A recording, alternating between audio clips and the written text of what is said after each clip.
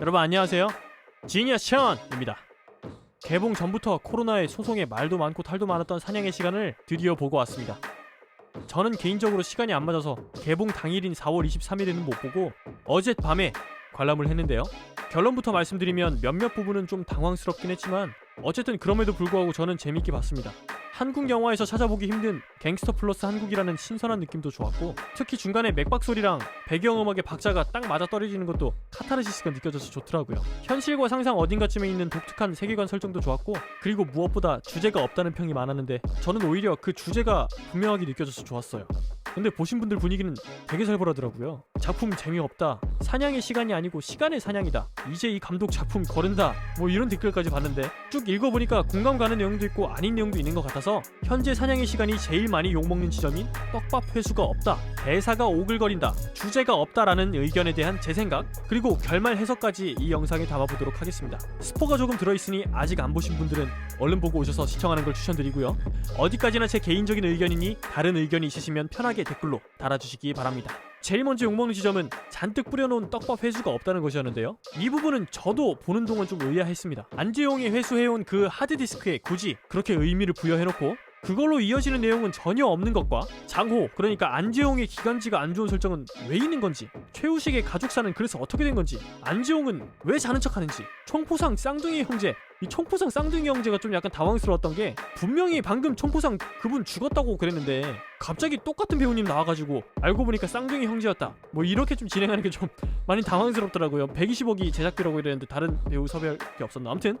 아무튼 그렇게 갈 거면 그 쌍둥이 형제 스토리가 좀 명확히 뭔지, 그리고 주인공들 방탄조끼 입은 곳에 맞았는데 왜 죽는 건지 등등 당장 생각나는 건 이 정도인데 이 부분들 이야기가 이제 갈수록 풀리겠지 하고 봤는데 결국에 별 설명 없이 끝나더라고요. 그런 부분에서 이거 좀 완성도가 떨어진다라는 느낌이 들어서 조금 아쉬웠고요. 두 번째로 욕설이 난무한다, 대사가 오글거린다, 그러니까 대사가 문제라는 그런 지적이었는데요. 주연들이 나와서 하는 말 끝마다 욕이 달라붙어 있는데 이게 그냥 허세를 부리는 정도가 아니고 다 같이 이제 라임을 맞춰서 랩하는 건 줄 알았어요. 처음엔 좀 과하다 싶게 욕이 계속 쏟아지더라고요. 그래서 욕을 좀 줄여도 되지 않았나, 굳이 저렇게까지 해야지 좀 저 캐릭터가 표현이 잘 되는 건가? 이런 생각이 들더라고요. 근데 아무튼 영화가 점점 뒤로 가면서 상황이 이제 심각해지니까 허세가 심했던 이 인물들이 잔뜩 쫄아가지고 눈에 띄게 말이 좀 적어져요. 양아치들이 참교육 전후로 나뉘는 것처럼 약간 앞에서 그렇게 오버를 떨어놓은 덕분에 뒤로 갈수록 얘네들 진짜 허세밖에 없었구나, 이런 생각이 들게끔 이제 캐릭터가 좀 입체적으로 살아 보여서 그런 부분에서는 좀 괜찮았던 것 같습니다. 근데 중간에 이제 박해슈 씨죠, 그 한이 갑자기 막 이재훈한테 재밌어서 그래요, 5분만 줄게요, 최대한 멀리 가봐, 뭐 이런 대사가 있었는데 이게 굉장히 오글거린다는 의견이 많더라고요. 이건 제가 볼 땐 대사 자체가 막 오글거리는 것보다 영화가 관객에게 이 한이라는 캐릭터에 대한 설명을 너무 불친절하게 해서 그런 것 같습니다. 약간 신비롭고 강력한 캐릭터인 건 알겠는데 한이라는 캐릭터의 정체가 뭔지 너무 안 알려줍니다. 기껏해야 이제 주위 인물들이 야 그럼 무서운 놈이야, 야 왠지 모르겠는데 윗선에서 쟤 풀어주래, 이 정도로 그냥 시사하는 게 끝이죠. 이렇다 보니 저는 한이 뭐하는 캐릭터인지 제대로 모르겠더라고요. 근데 문제는 이런 정체불명의 한이 영화 스토리에 깊숙이 들어와서 주인공을 쥐락펴락하는 게 이게 통쾌한 부분인지, 약간 주인공 잘못되면 안 되는데 어떡하지? 하면서 이렇게 긴장감을 느껴야 되는 부분인지 약간 헷갈리는 것 같습니다. 어쨌든 주인공 일당도 사실은 하는지 보면 나쁜 놈들에 가까웠거든요. 그래서 아무튼 누가 선인지 모르겠으니까 어떤 캐릭터한테 감정이입을 해야 될지 난해한 와중에 뭐하는 캐릭터인지 모르겠는 한이 나와서 절대자인 것 마냥 5분만 줄게요 이러면서 터프하게 영화를 끌어가 버리는 게 살짝 오글거림의 주범이었던 것 같습니다. 그러니까 약간 마음의 합의가 안 되는데 자기 혼자 이제 독보적으로 나가버리니까 너 뭐야? 너 왜 그러는 거야? 이런 느낌이 좀 들었던 것 같아요. 그리고 이거 약간 웃겼던 건데 이렇게 초인적인 캐릭터인 것처럼 묘사되던 한이 갑자기 나중에 이재훈한테 총 맞힐까봐 후다닥 도망치는 건 좀 웃겼습니다. 멋있는 척은 다 하다가 갑자기 모양 빠지게 튀니까 좀 웃기더라고요. 아무튼 그래서 조금 더 이 한을 파악할 만한 힌트를 좀 더 줬으면은 한의 대사가 조금 귀에 감기지 않았을까 하는 아쉬움이 좀 남았고요. 세 번째는 주제가 없다라는 내용이었는데요. 영화 내내 서스펜스, 긴장감 조성에만 집중하고 양아치 꾸러기들이 뭐 좀 해보려다가 그냥 이렇게 잘 안 되는 이야기, 이거 외에는 뭐 크게 없다는 의견이었습니다.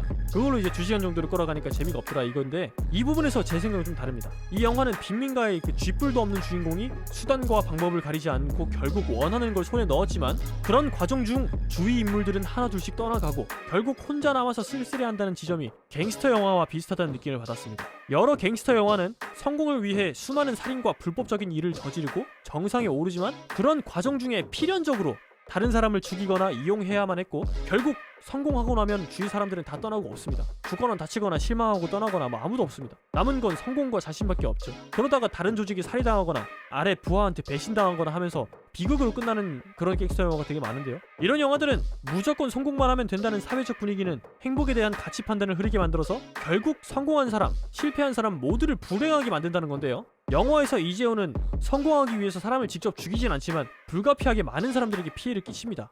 그런 과정 중에 주위 사람들은 하나둘씩 죽거나 떠나는데요. 그렇게 아둥바둥 목적을 달성하고 보니 결국 남은 건 돈과 본인의 쓸쓸한 삶, 그리고 언제 한이 찾아와서 자기를 죽일지 모른다는 공포감뿐이었죠. 큰 돈을 벌고 성공하기만 하면 진정한 자유를 얻을 수 있을 줄 알았는데 막상 성공해보니 아무것도 없었던 겁니다. 심지어 성공의 부산물이 주는 만족감보다 언제 죽을지 모른다는 공포감이 더 극심해져서 결국 또 직접 한을 죽여버리겠다고 속세로 돌아가죠.